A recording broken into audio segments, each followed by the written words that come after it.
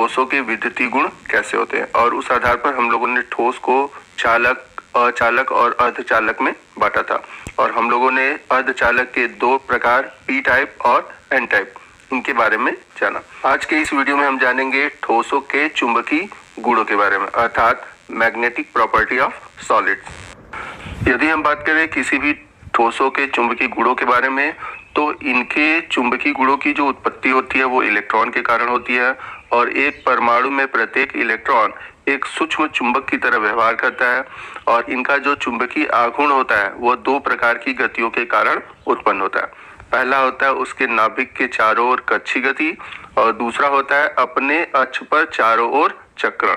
तो इन दोनों तरह के गति के कारण किसी भी तत्व में चुंबकीय गुण उत्पन्न होते हैं। तो जैसा कि इमेज में आप देख सकते हैं कि पहले वाले में है कि परमाणु के नाभिक के चारों ओर इलेक्ट्रॉन घूम रहा है, तो इसकी वजह से चुंबकीय गुण उत्पन्न हो रहे हैं। और दूसरे वाले में आप देख सकते हैं कि जो इलेक्ट्रॉन है वो अपने अक्ष पर ही घूम रहा है। तो इन दो तरह की गतियों के कारण ही चुंबकीय आघूर्ण उत्पन्न होता है। तो इलेक्ट्रॉनों की युग्मित, अयुग्मित, घूर्णन की गति इत्यादि के आधार पर हम ठोसों को इस प्रकार से बांट सकते हैं। तो सबसे पहला है प्रतिचुंबकीय पदार्थ, जिसे डायमैग्नेटिक सबस्टेंस कहते हैं। दूसरा है पैरामैग्नेटिक सबस्टेंस, जिसे अनुचुंबकीय पदार्थ कहते हैं। तीसरा है फेरोमैग्नेटिक सबस्टेंस, जिसे कहते हैं लौह चुंबकीय पदार्थ। चौथा है एंटी फेरोमैग्नेटिक सबस्टेंस, जिसे बोलते हैं प्रति लौह चुंबकीय पदार्थ। और लास्ट है फेरोमैग्नेटिक अर्थात फेरी चुंबकीय पदार्थ। तो ठोसों को उनके चुंबकीय गुणों के आधार पर इन 5 वर्गों में बांटा गया है। तो आइए 1 बाय 1 हम सबके बारे में जानेंगे। तो सबसे पहले हम बात करेंगे डायमैग्नेटिक सबस्टेंस की, अर्थात प्रति चुंबकीय पदार्थ की। तो यहाँ पर इंग्लिश में लिखा हुआ है डायमैग्नेटिक। डाई का मतलब क्या होता है? दो। इनके नाम में ही इनका आंसर है। तो डायमैग्नेटिक अर्थात प्रति चुंबकीय पदार्थ वे पदार्थ होते हैं जिनमें की युग्मित इलेक्ट्रॉन होते हैं। युग्म का मतलब क्या होता है? जोड़ों में इलेक्ट्रॉन। तो याद रखिएगा, प्रति चुंबकीय पदार्थ वे पदार्थ होते हैं जिनमें जोड़ों में इलेक्ट्रॉन होते हैं। यदि बात करें इनके गुणों की, तो ये वे ठोस हैं जो बाह्य चुंबकीय क्षेत्र के द्वारा प्रतिकर्षित होते हैं। याद रखिएगा, अगर हम इन्हें चुंबकीय क्षेत्र में रखेंगे तो वहां से वो क्या होंगे? प्रतिकर्षित होंगे। ऐसे पदार्थों को प्रतिचुंबकीय पदार्थ कहते हैं तथा यह प्रकृति प्रतिचुंबकत्व कहलाती है। तो वे सभी ठोस जिनमें केवल युग्मित इलेक्ट्रॉन उपस्थित होते हैं प्रतिचुंबकीय गुण प्रदर्शित करते हैं, जैसा कि मैंने ऊपर आपको बताया था। एग्जाम्पल की बात करें जैसे KCl, Ti, O2 आदि। तो यदि अगर हम इनके ऑर्बिटल की बात करेंगे तो इनके ऑर्बिटल में हमेशा युग्मित इलेक्ट्रॉन दिखाई देंगे, जैसा कि आप इमेज में देख सकते हैं। चलते हैं दूसरे प्रकार के ठोस की ओर, जो कि है पैरामैग्नेटिक सबस्टेंस, जिसे हम बोलते हैं अनुचुंबकीय पदार्थ। तो इसके हिंदी वाले नाम में ही इसका परिभाषा छुपा है, अनुचुंबकीय। मतलब ये ऐसे ठोस पदार्थ होंगे जिसमें कि अयुग्मित इलेक्ट्रॉन होंगे, और अनुचुंबकीय पदार्थ वे पदार्थ होते हैं जो बाह्य चुंबकीय क्षेत्र के द्वारा दुर्बल रूप से आकर्षित होते हैं, अनुचुंबकीय पदार्थ कहलाते हैं, तथा यह प्रकृति अनुचुंबकत्व कहलाती है। और इस प्रकार के ठोस में कम से कम एक अयुग्मित इलेक्ट्रॉन उपस्थित होता है, जैसे कि मैंने आपको बताया था कि अनुचुंबकीय पदार्थ में अयुग्मित इलेक्ट्रॉन होने चाहिए। तो अगर एग्जाम्पल की बात करें जैसे CuO, Cu2 positive charge, VO2 आदि। बढ़ते हैं तीसरे चुंबकीय ठोस पदार्थ की ओर, जो कि है लौह चुंबकीय पदार्थ, जिसे इंग्लिश में बोलते हैं फेरोमैग्नेटिक सबस्टेंस। अब इसके नाम में ही हम चाहे तो परिभाषा खोज सकते हैं। तो लौह का मतलब हम जानते हैं लोहा, और हम सभी जानते हैं कि जो लोहा होता है चुंबक के प्रति बहुत ही आकर्षित होता है। तो यदि हम बात करें लौह चुंबकीय पदार्थ की, तो वे ठोस जो बाह्य चुंबकीय क्षेत्र द्वारा प्रबल रूप से आकर्षित होते हैं लौह चुंबकीय पदार्थ कहलाते हैं, तथा यह प्रकृति लौह चुंबकत्व कहलाती है।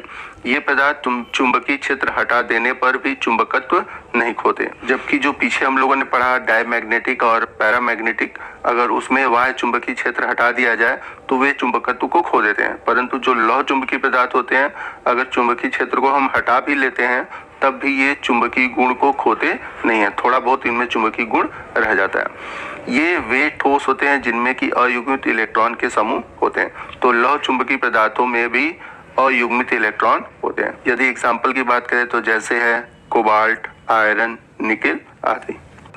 चलते हैं चौथे प्रकार के चुंबकीय ठोस की ओर, जो कि है एंटी फेरोमैग्नेटिक सबस्टेंस, यानी कि प्रति लौह चुंबकीय पदार्थ। तो यहाँ पर इनके नाम से भी हम इनकी परिभाषा को समझ सकते हैं।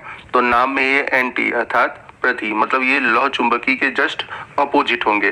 तो आइए इनके परिभाषा को देखते हैं। वे लौह चुंबकी गुण वाले ठोस जो बाह्य चुंबकीय क्षेत्र की उपस्थिति में अनुचुंबकत्व को प्रदर्शित करते हैं, परंतु चुंबकीय क्षेत्र की अनुपस्थिति में इनका परिणामी चुंबकीय आघूर्ण शून्य होता है। जैसे बात करें MnO, MnO2, NiO आदि। तो आगे जब मैं आपको डोमेन पढ़ाऊंगा तो वहां पर आपको प्रति लौह चुंबकी, लौह चुंबकी, अनुचुंबकी, ये जितने भी चुंबकीय ठोस हैं इनके बारे में समझाऊंगा। इनके गुणों में क्या अंतर होता है, इलेक्ट्रॉनों के चक्रण में क्या दिशा में अंतर होता है, और जितने भी ठोसों के चुंबकीय गुणों के आधार पर प्रकार हैं उनके गुणों को हम डोमेन के आधार पर अध्ययन करेंगे। तो वो टॉपिक अभी आगे आने वाला है।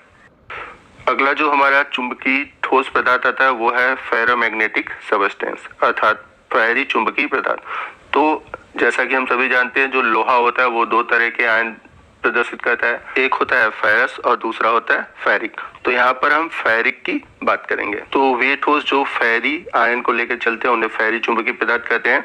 तो वे लौह चुंबकीय गुण वाले ठोस जो बाह्य चुंबकीय क्षेत्र की उपस्थिति में प्रबल चुंबकत्व प्रदर्शित करते हैं, परंतु चुंबकीय क्षेत्र की अनुपस्थिति में उनका परिणामी चुंबकीय आघूर्ण शून्य हो जाता है, जैसे कि Fe3O4 आदि। तो यहाँ पर आप एग्जाम्पल में भी देख सकते हैं जो Fe है यहाँ पर फेरिक आयन के रूप में है।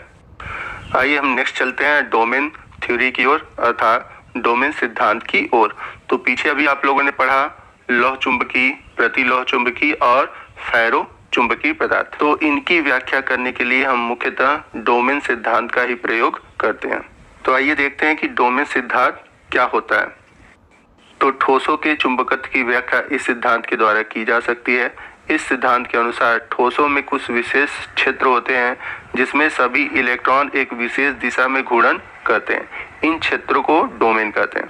ठोसों में बाह्य चुंबकीय क्षेत्र की अनुपस्थिति में ये डोमेन अलग अलग दिशाओं में इस प्रकार व्यवस्थित रहते हैं कि इनका परिणामी चुंबकीय आघूर्ण शून्य होता है, परंतु चुंबकीय क्षेत्र की उपस्थिति में ये सभी डोमेन एक विशेष दिशा में होते हैं। तो पहले मैं आपको डोमेन समझा देता हूँ कि डोमेन होता क्या है। तो जैसा कि मैंने बताया कि ठोसों में कुछ ऐसे विशेष क्षेत्र होते हैं जहाँ पर इलेक्ट्रॉन जो होते हैं विशेष दिशा में घूर्णन करते हैं, और ऐसे क्षेत्र को ही हम बोलते हैं डोमेन। तो हम सभी जानते हैं कि ऑर्बिटल में इलेक्ट्रॉन होते हैं।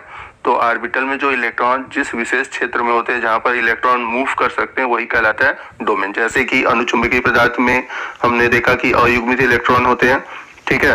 तो अयुग्मित इलेक्ट्रॉन वाला जो क्षेत्र होगा वो क्या कहलाएगा, डोमेन कहलाएगा। अब जब इन पदार्थों को हम चुंबकीय क्षेत्र में रखते हैं तो इनके जो इलेक्ट्रॉन होते हैं वो घूर्णन करते हैं।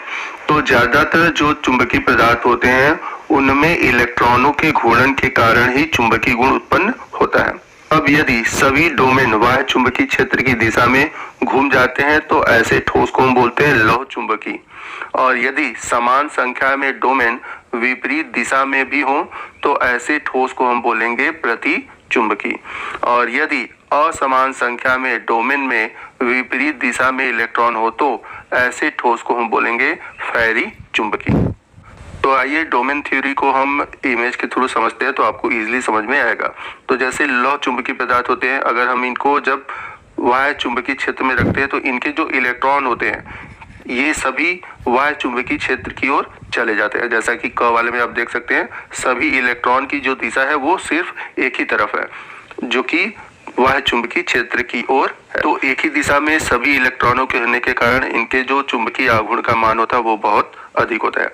वही बात करें हम प्रतिलौह चुंबकीय पदार्थ की तो इनमें क्या होंगे, जो इलेक्ट्रॉन होंगे अल्टरनेट करके अपोजिट दिशा में एक दूसरे के होंगे। मतलब एक चुंबकीय क्षेत्र में है तो दूसरा विपरीत में, एक चुंबकीय क्षेत्र में है तो दूसरा विपरीत, एक चुंबकीय क्षेत्र में है तो दूसरा विपरीत में है, जैसा कि इमेज में आप देख सकते हैं।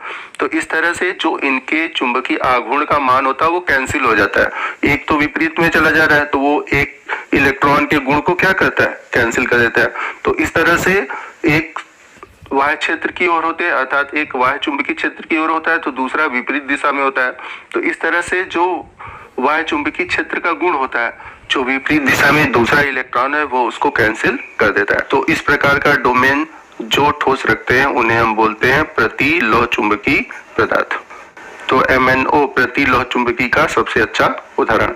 वही बात करें हम फेरी चुंबकत्व की, तो वाह्य चुंबकीय क्षेत्र में इनके डोमेन के जो इलेक्ट्रॉन होते हैं वो अल्टरनेट अरेंजमेंट में नहीं होते। जैसे कि 2 वाह्य चुंबकीय क्षेत्र में है तो एक अपोजिट है, 3 वाह्य चुंबकीय क्षेत्र में है तो एक अपोजिट है, मतलब इनका कोई क्रम ही नहीं होगा। आइए हम देखते हैं कि चुंबकीय गुणों पर ताप का क्या प्रभाव पड़ता है। जैसे कि ताप बढ़ाने पे सभी ठोस प्रति चुंबकीय हो जाते हैं, यानी कि इनका चुंबकीय गुण समाप्त हो जाता है और ये चुंबकीय क्षेत्र में प्रतिकर्षित होना प्रारंभ हो जाते हैं। तो आइए बात करते हैं सबसे मोस्ट इम्पॉर्टेंट पॉइंट की, क्यूरी ताप या क्यूरी बिंदु। तो आइए जानते हैं ये क्या होता है। तो वह ताप जिसके ऊपर एक लौह चुंबकीय पदार्थ प्रति चुंबकीय पदार्थ में बदल जाता है, तो ऐसे ताप को हम बोलते हैं क्यूरी ताप या क्यूरी बिंदु। अगला हेडिंग है नील बिंदु। तो वह ताप जिसके ऊपर पदार्थ में अनुचुंबकत्व का गुण जो होता है वो समाप्त हो जाता है, तो ऐसे ताप को हम बोलते हैं नील बिंदु। तो मैं उम्मीद करता हूं कि आज के टॉपिक में ठोस के चुंबकीय गुण से जुड़े हुए जितने भी टॉपिक हैं आपको समझ में आ गए होंगे।